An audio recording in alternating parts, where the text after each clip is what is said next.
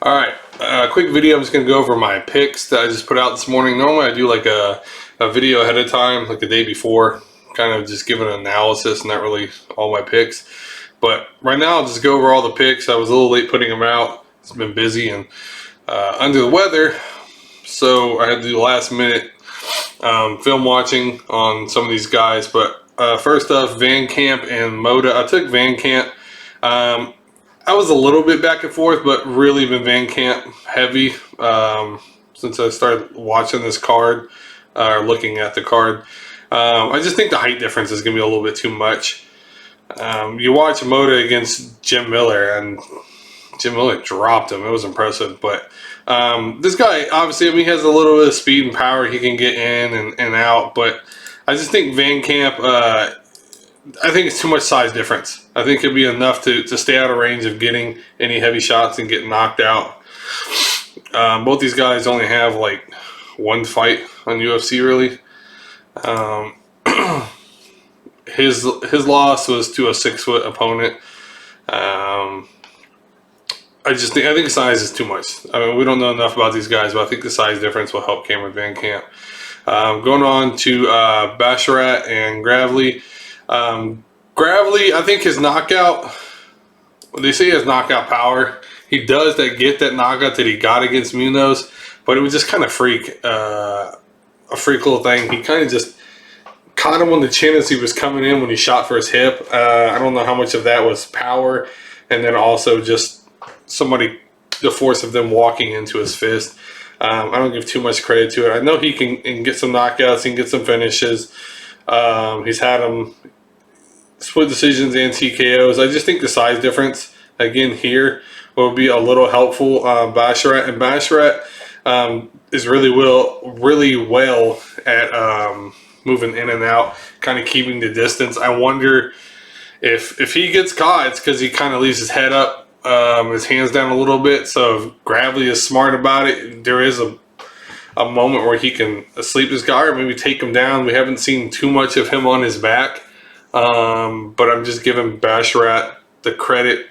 He just looked really good in the films I've seen, so I'm giving the credit to kind of stay out of getting taken down and just really dominate on the ground. But that should be a good fight. Jillian Robinson, Agapova, I'll be honest, I didn't even watch any film on this. I'm just rocking with Robinson based on kind of what I've looked at between the two of them.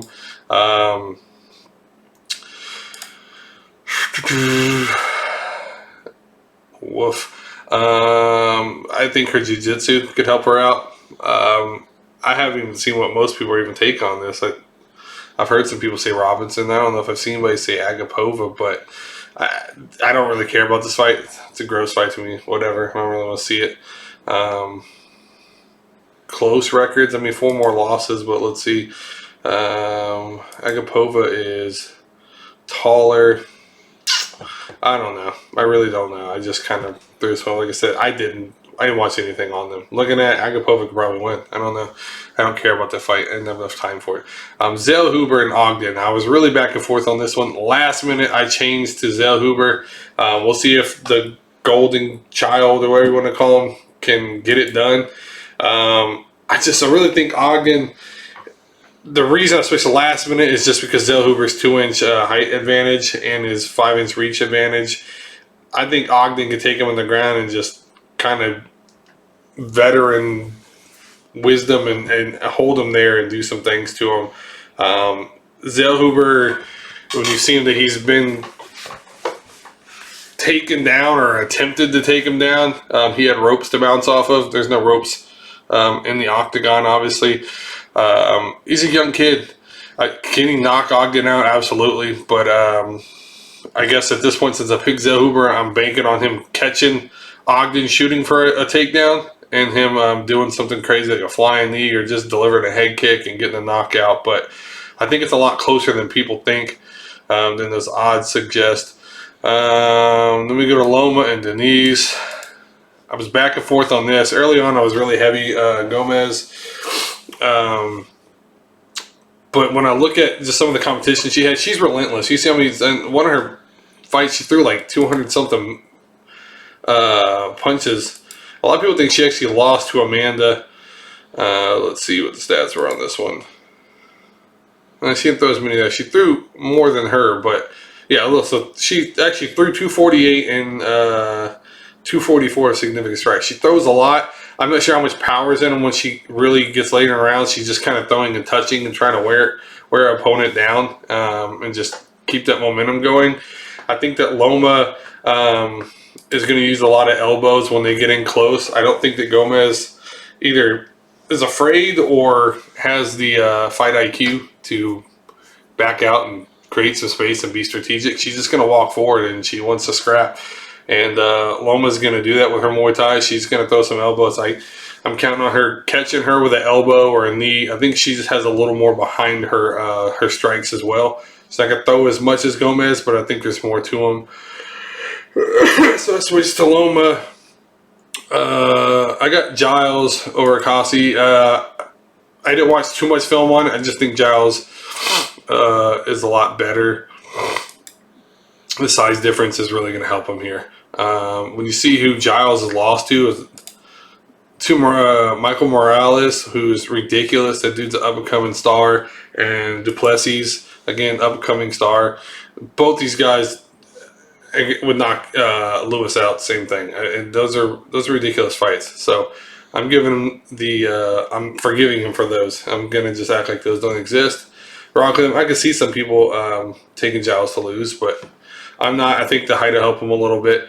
Damon Jackson and Pat Sabatini. I went back and forth on this one more than any of them.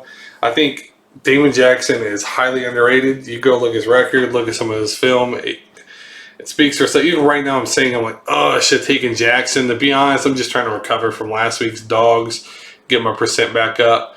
I already had enough dogs on here, so very last minute. I mean, last minute. I was posting it, and I was, I'm going to switch to Sabatini. I just think Sabatini's a little stronger. If he can just kind of hold on, try to body triangle, and just maybe impose his will a little bit on Jackson. Jackson's really good on the ground. He can body triangle people because he's so long. That dude can punch a lot. He has a lot of attributes. Highly underrated. If he wins this, I will not be surprised. I'll be hurt because I'm probably going to put Sabatini in a bet. But I'm a fan of Jackson. This should be a really good fight. I just think Sabatini's a tiny bit stronger. Maybe he can move quicker and clinch and just drag out a pointed win. Anthony Hernandez and however you say Marc-André's last name. I don't know. I'm not French. But anyway, Anthony Hernandez, this one was pretty easy for me. I've just watched him. His last couple fights, I like him. I'm going to forgive him for losing to Kevin Holland. He got dropped immediately. Kevin Holland. I love Kevin Holland. I'm not going to hold it against him losing that. When he got the sub on Vieira, that was an awesome fight. Vieira is a freaking stud. And he was dominating Hernandez, and he squeezed it out, and he ended up getting the submission there. I mean, Vieira doesn't lose much. He lost to him on that submission. And I won't say it was lucky or a freak. He just has the tenacity to keep going, and he has really a good jiu-jitsu and ground game, and he stuck with it and was able to catch Vieira slipping, who's also really great on the ground. Other than that, Vieira, I mean, I'm getting sidetracked, but Curtis couldn't put him out of there, and Vieira just ate a ton of body shots. He just kept uppercutting him in the stomach. So that's a really impressive win. And with that, that's just me giving him the edge over Marc-André because I just believe in Hernandez more. Tanner Boser against Nascimento. Nascimento, unless it really helped him, he had one of his wins taken away because of, I don't know, drug usage or whatever it was. It wasn't marijuana like Anthony Hernandez's win was taken away. It was some sort of banned substance. He beat Budo, but they turned it to a no contest. I'm going to hope that it wasn't something crazy that he's taken that he needs to win. We're going to find out. I like Boser. I like how well he can move on his feet back and forth. He looked good in this fight against Cyril Gahn, which is impressive if you can go distance with Cyril Gahn and look okay in it, which he did. It's just Nascimento, he's got 30 pounds on him. I think he's going to kind of put him up against the cage, and when he really wants to, he can turn it on and just start throwing some bombs. So I could see him either getting a takedown or get up against the fence and just throwing bombs and putting his weight on Tanner Bozer to kind of stop that karate movement back and forth. So I'm going with that. I got Pfeiffer over Emidovsky, whatever. Pfeiffer's just, he's a specimen. Emidovsky's coming off, I think, 3 losses in a row. Also, I just point to him losing another one. I don't think Pfeiffer is as great as everybody's giving him credit, but he's pretty good, and he's a up-and-coming prospect. Losing the Stoltzfus, that one he didn't. It says KO TKO. I think he was getting picked up for a body slam, and he came down, hyperextended his elbow. So I mean, I would have to believe you're going to beat Dustin Stoltzfus. He was going to win that. But yeah, Pfeiffer, it just seems like easy here. Feely, Bill Algeo. I really thought early in the week, man, this is going to be freaking awesome fight. Might be fight of the night. Bill Algeo's on the good list. I like what he did against Herbert Burns. He's just able to stay alive with some of these guys who are great on the ground. And I mean, at the end, he's on top of Herbert Burns and just wailing on him. I think Algeo is one of those fighters where you see, like, oh, he came in and he was on a fight streak where, where he had 1 win out of 3, and now he's turned it around. He's gonna have 5, 6 in a row. I just think he needs to go up on a level of competition for him to take a loss. Andre Feely has been around a hot minute. He's good. I just think when I look at his last fight, he doesn't seem as focused, and maybe he's put on a little more weight or he's slowed down. I mean, this dude's been fighting for a while. He's fought, and all his losses are to, like, household names. They're like goats. I mean, he lost to Max Holloway. He's lost to Yair Rodriguez. He's lost to Calvin Kattar, Michael Johnson, Sodiq Yusuff, Bryce Mitchell. So, I mean, he's fighting some ridiculous competition. You got to give it to him. He's been in the UFC since 2013. I just think when you kind of look at him, he seemed like he's, I guess, Burrito. He just seemed a little slowed down. Got dropped pretty early in the first round. I just think Algeo can hang in there and withstand some of these things and maybe catch him or get on top of him. I just think he's a little more fresh right now. I think Algeo's going up, and I think Feely is kind of slightly going down. But if he brings the energy, this fight should be freaking amazing. We'd see an awesome scrap. Next, Rodriguez and Chitty Chitty Bang Bang. Back and forth on this one. Originally, I was heavy Rodriguez. I guess these are original opponents, but they weren't the co-main. The co-main was the Yusuff. But I like Rodriguez's ground game and just jiu-jitsu. I've watched probably 4. I think I've seen all 4. Well, no, I've seen 3 of them. Of his fights actually live when they've happened. But where are we at?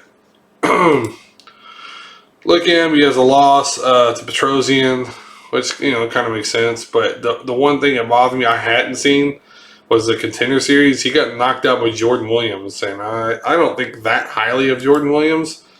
You can see why. I mean, I don't know if it's a freak thing. It's just, wow, you got knocked out by Jordan Williams. That kind of made me go, ugh. Because if you look at who has more knockout power in this, you have to think it's Chitty.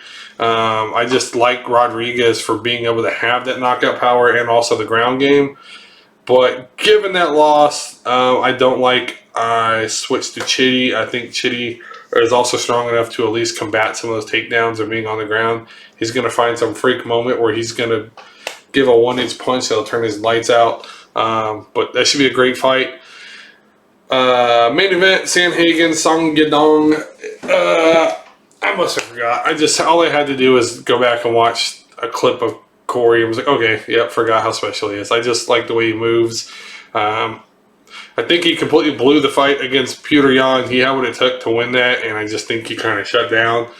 So that's why he didn't win it. The Dillashaw fight, I think he won. Obviously, with Sterling in that loss, I think Sterling got the, I want to say he had like a standing, like, he was on his back with a body triangle and then subbed him one way or another. I remember some freak stuff, but yeah, I think he'll beat Dillashaw. He could have beat Petr Yan, so I don't see why he couldn't beat Song Yadong. When you watch Song Yadong, a lot of promise there, up and coming, but the height difference is crazy. Corey Sandhagen moves around like a ninja, constantly moving, kind of like Victor Cruz, or Dominic Cruz. I think that Song Yadong, some of his combinations are really predictable too. He'll drop down like Tyson, like left, right, right, left. Like he just does these same combinations, and they're kind of predictable. And I think that Sandhagen can definitely catch him with a counter or a head kick at the end of one of those combinations. I think Sandhagen's a clear winner here. Obviously, Song Yadong, sure, he could get a puncher's chance and knock him out, but Corey Sandhagen's a clear winner than me. So those are all my picks. If y'all have any questions or any feedback, let me know what you think, who you picked. We're going to see this card play out here pretty soon. So appreciate it, and talk to you later.